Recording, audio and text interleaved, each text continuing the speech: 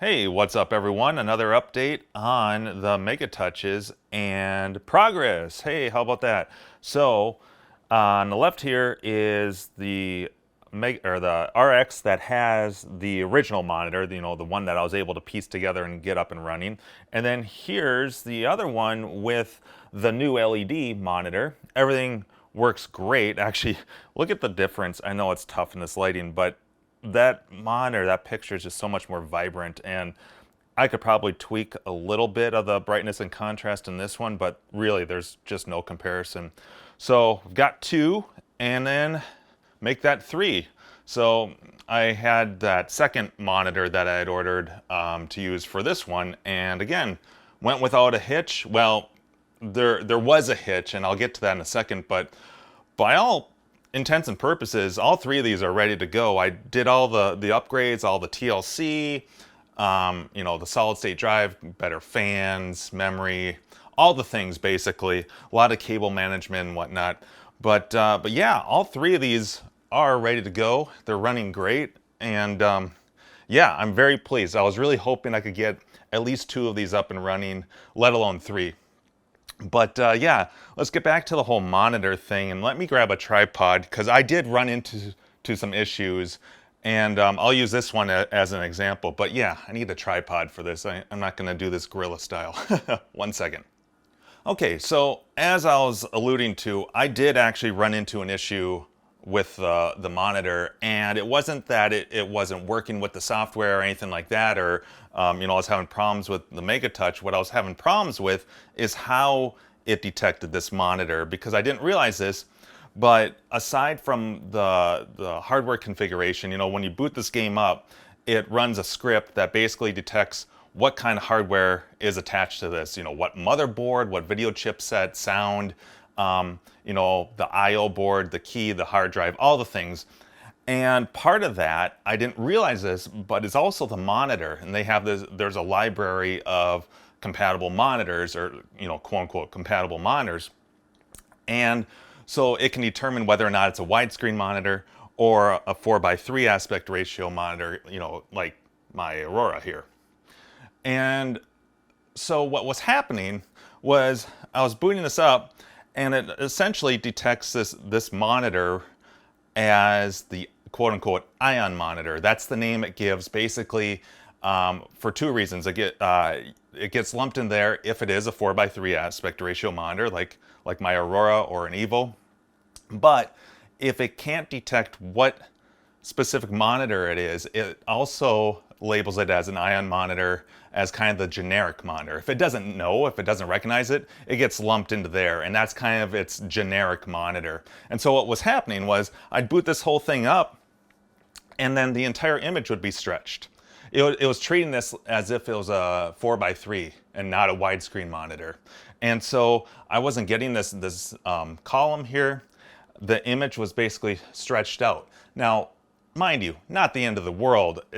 Just because the games are slightly more stretched, it still looked good. But, my OCD kind of kicks in, and it's like, well, can I fix this at all? And, I watched a few videos. There was a guy, I forgot his name. I think it might be Brian or something. There's a YouTube series where, and this guy is obviously like a programmer or an engineer or something, because he knows all the ways of getting this stuff to work, but he was able to get this running on a virtual machine. And now, I don't know anything about Linux. I know very, very, very little, but I know just enough to be dangerous. And so I was kind of following along, and long story short, I decided I'd grab a hard drive, and I fired up Linux on a virtual machine on my PC, and I started just poking around with files, and I found the script. So like I was saying, there's a script that basically detects the hardware. And I found in there, when I was going down, that there's a couple of lines, but there's one specific part where basically it says that if it detects it as widescreen, if that argument is true, then set this resolution. And I thought, aha, okay. So that's where it tells it whether or not the monitor's widescreen.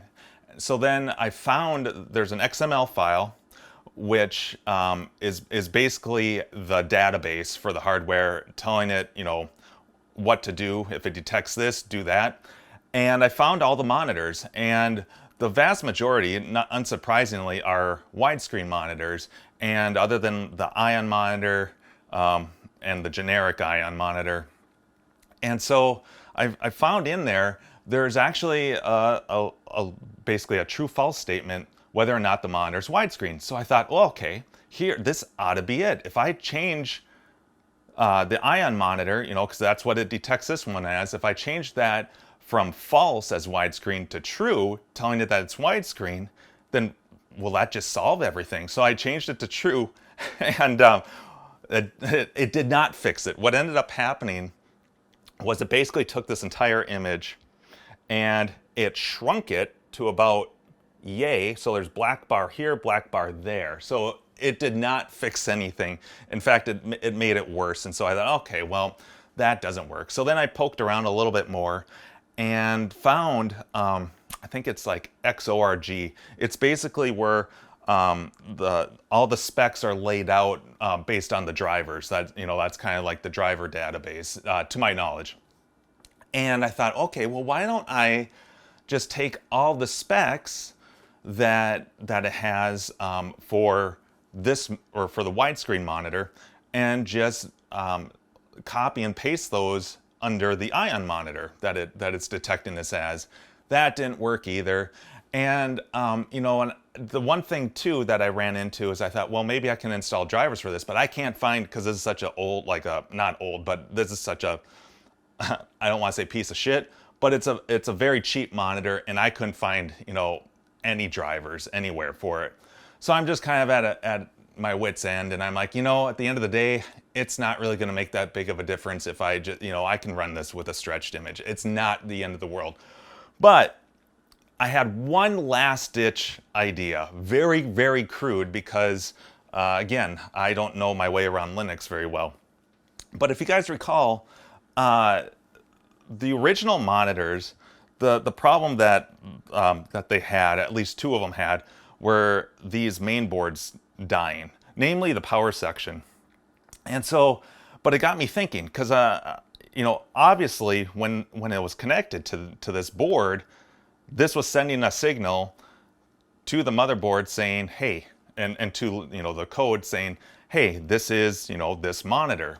And so I thought, well, is there a way that I could also use this to trick this into thinking it's this widescreen monitor? And there's so many reasons why this shouldn't work, but essentially my thinking was, okay, well, although the power section, there's a problem, you know, maybe the video section still works.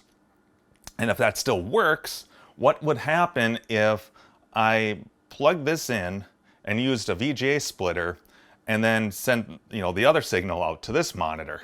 And again, there's so many reasons why I thought this shouldn't work. I was like, okay, there's like a 2% chance this is going to work. But I fired everything up and boom, it works. And it's crude, it's not very pretty, but you know, I couldn't tell you exactly how it works, but I do have a theory. And let me just grab this here. So this is an example of the splitter I used, and I use this in the other one too. I did the same thing to this one and the other one where I put new monitors in. And so I'll crack this open in a second here, but essentially the way that works is, all right, let's just focus. Essentially the way it works is, so I've got the signal coming, you know, obviously from the motherboard, comes to the input, and then I have this guy here, this DDC2, that's display data channel, which the reason why I have it attached to this one is that it basically allows the signal to communicate with the motherboard so that it can still detect what device is attached to this, because this one just piggybacks off of here. And so that's what I did, and things seem to be working. But let me show you the inside of this and how I have everything set up. So the way that this works is signal from the motherboard comes up, goes to the input of the splitter. Then I've got the old main board, which is still mounted inside this frame. I remounted it down here. So from the splitter, there's one output that goes on that DDC channel to that old main board, and then the other one goes into my monitor. And that seems to work just fine. Now it's not pretty, but I've got it neatly tied up here so that everything closes nice and fine. But that's essentially the way that it works. And so again, I'm theorizing, but I'm guessing then that because the original main board is on the DDC channel, that it's detecting the proper, whatever signal, and then that's basically just copied over on the other VGA out. But that's essentially what's working. And these splitters are like, I don't know, what were they, like 18 bucks? So not that bad. I've got power wired in. Everything's just running off the rails of the mother or the power supply. But yeah, that seems to be doing the trick just fine, and haven't had any problems with that. But yeah, not very pretty.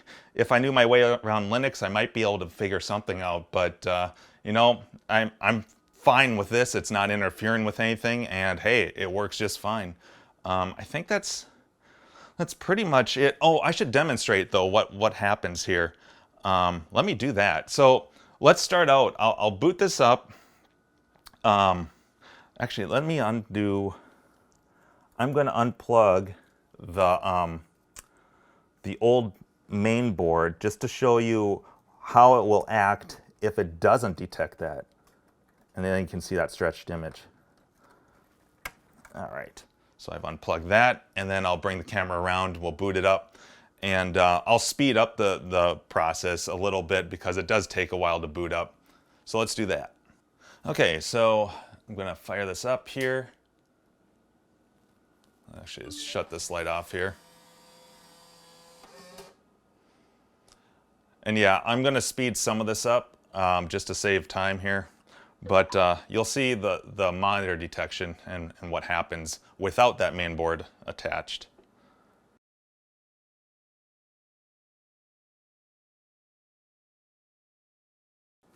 Okay, monitor device, you see that? Ion monitor. So that means that it's treating this just like a 4:3 aspect ratio monitor. And so once this boots up all the way, you'll see what that results as.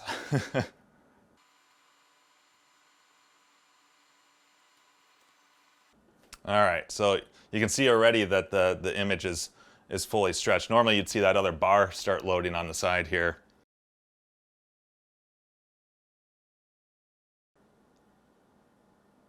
So yeah, so there you go. Just bigger, wider buttons. Things just don't quite look right, but they're not bad. So yeah, so now let's flip it back, and then I'll show you what it detects and how it boots up properly this time. Okay, so now let's plug that back in. We're just plugging the video cable back into the old main board.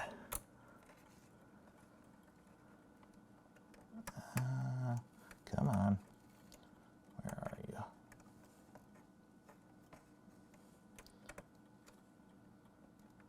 It's a little tricky here. Ah, there we go. Okay. All right, so that's back in. Close her up here. All right, let's fire this up. Okay. So now it should detect this as the proper widescreen monitor. I think it's like CML 190W or whatever the model, the original is, but you should see that here, and as soon as it goes through its detection process. Yada, yada, yada, and boom. CML 190W MTO. That just tells me that it's detecting it as the proper monitor, as a widescreen monitor. Even though that model's for the original, the specs are all the same, so I know that it's going to work. But isn't that so weird how it works like that? But I'm not questioning it. It works. That's all I care about. But yeah, you'll see once this finishes that we get the proper picture then.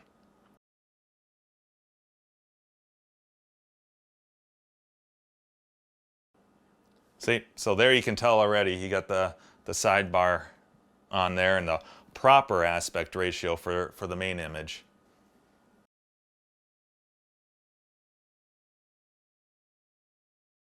So there you go. Pretty neat, huh? Again, I don't know exactly why it works. I just have theories, but hey, it works. So cool.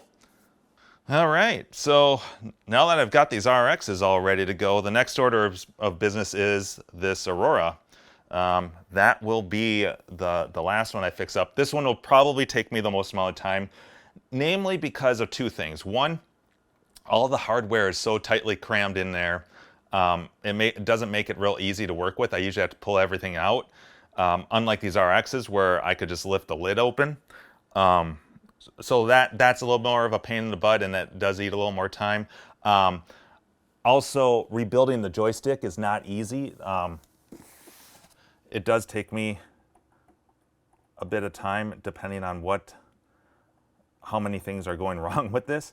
But that's the other factor. So those two things, even though that this by all intents and purposes works, it's those little things. And then also this light. If I can't find another little fluorescent bulb for that, or if the starter's bad or something like that, I'll probably end up going with an LED. But yeah, that's the next order of business. Throw this one up on the table and get to it. But I've decided with these, I'm just going to part them out. I do have a buddy that might be interested in, could use some parts from these forces. But otherwise, I'm probably just going to scrap parts from them, take the panels out, whatever I can salvage. I'll end up tossing the case because these chassis, this one especially, is just all busted up. But yeah, that's kind of the plan. I don't think it's really worth it to try to muster together a hodgepodgey one between the three of these. And I don't really want to deal with force, the older hardware anymore. So yeah, I think I'm just going to salvage some parts because a lot of this stuff is, well, all of it's just not made anymore. But yeah, anyways, that's the latest update. And stay tuned. I'll see you guys all in the next video blog. Thanks for watching.